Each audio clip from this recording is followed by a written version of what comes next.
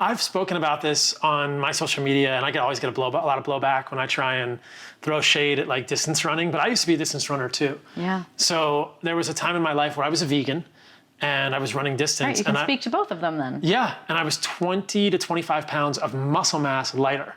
So I'm a pretty thin guy. I'm a moderately muscular human right now, but I was an extremely under-muscled human at that point.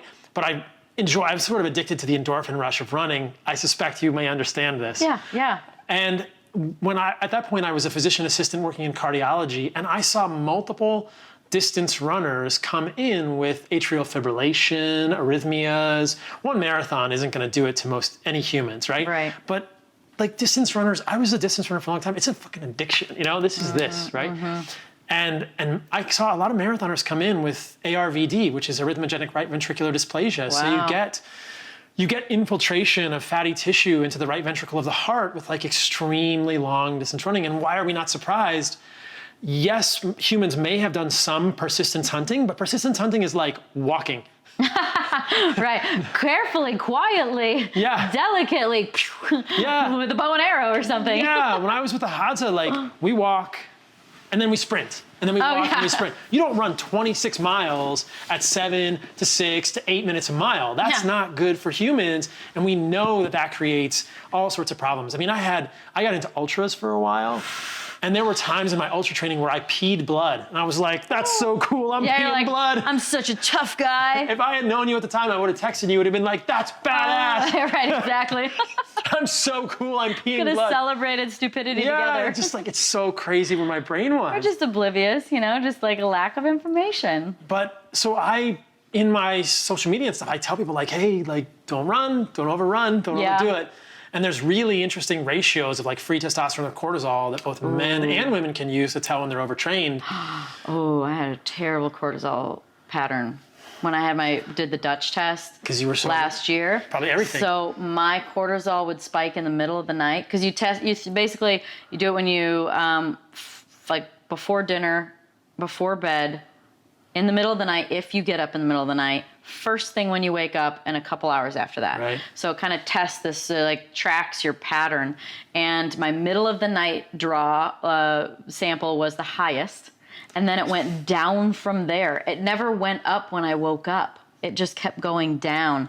So now my new pattern is the way it's supposed to be, but it's basically the bottom of the level. Okay. Like it's the bottom lowest level, but it's in the right shape now. Mm-hmm. And what would cause like a hormone disruption? Like what would cause a cortisol pattern disruption? This is a check engine light in your car. This is like something is going on in the car, stress, accumulated stress. Your stress bucket is overflowing. So people chase this and they say, I have adrenal dysfunction. And it's like, well, you have too much stress and you're not recovering, which can be a million things, right? It can be inadequate nutrients. It can be poor sleep. It can be trauma. It can be, all kinds of things. Heavy metal toxicity, mold toxicity, breast implants that are causing your immune system. It can be exposure to other petrochemicals from racing. It can be exposure to all kinds of things. So it's like this indicator. I don't think that the adrenal stuff is the first thing to like go address with someone. It's like, okay, something is messed up. Mm-hmm. That person needs basically like a vacation. Mm-hmm. And a lot of people can't take that. So you have to kind of figure out like what are the things that are just overloading the stress bucket. Yeah. Yeah, and that could even be working out, right? Because that is, I know from wearing a continuous blood glucose monitor, another thing I did last year. But those are great. Those are great. I'm going to wear it again with the stuff I'm doing. But I know from that blood sugar goes up, spikes. I actually want to ask a question about this. So blood sugar spikes with working out for sure. Yeah. It also spikes with stress. Like I was in a heated conversation and I like looked at the tracking of it and I was like, holy shit, look at that spike. Oh, yeah. I didn't eat anything. Blood sugar just goes up. So all of those things cause the blood sugar to go up. And what I'm wondering is about hormetic stress, because there's a difference in stresses of blood sugar rising from food versus hormetic stress. So I don't really understand hormetic stresses well enough, but I know that they're okay to some degree. Some people believe they're okay. It's debated. I don't think we know how much hormetic stress is too much stress for a human. We don't have any idea. What is a hormetic stress? So hormesis is a word that's made up, right? Like it's a word that means basically a little bit of a poison is good for you. Okay. If it doesn't kill you, it makes you stronger. Okay. Until it's too much and you get overtrained, right? So this is an interesting conversation because a lot of people think that, and a lot of the arguments that are made for plants, like kale or whatever plant is the plant du jour, right? Salad, broccoli, are made as hormetic stressors. Oh, these foods contain things like isothiocyanates, like sulforaphane, which trigger oxidative stress in the human body. Oh, I don't need that. And that causes this transcription factor NRF2 to translocate to the nucleus and turn on a bunch of genes that turn on your antioxidant response genes. So you can do experiments that show if you give people sulforaphane, their glutathione goes up, which is one of these antioxidant response element genes, right? But it's doing that by giving you an oxidative stress. So the question is, how much of that is too much for any human? And what I've tried to call attention to with my work is the idea that a lot of these plant compounds also do other negative things that no one is really talking about, right? So sulforaphane, for instance, will cause NRF2 to turn on genes, but it also inhibits iodine absorption at the level of the thyroid.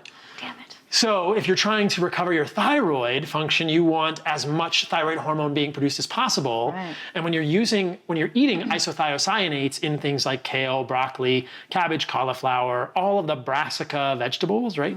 Then you're potentially affecting iodine uptake at the level of the thyroid. And there's good studies that show that things with Brussels sprouts, right? Like there are levels of other isothiocyanates other than sulforaphane, like goitrin, that can significantly inhibit iodine uptake at the thyroid. So a lot of times when people have thyroid issues, they will go to some functional medicine doc who says, whoa, lay off the broccoli.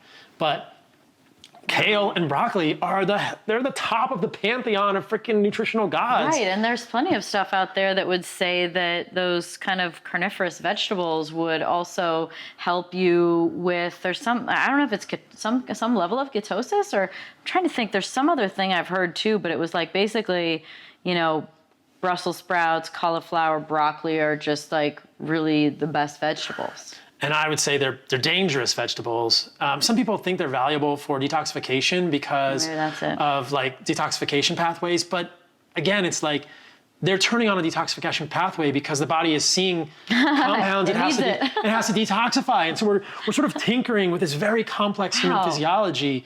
So I don't think everyone gets hurt from vegetables, but for people who are not well, it's like, just understand that like not all vegetables are good for all people.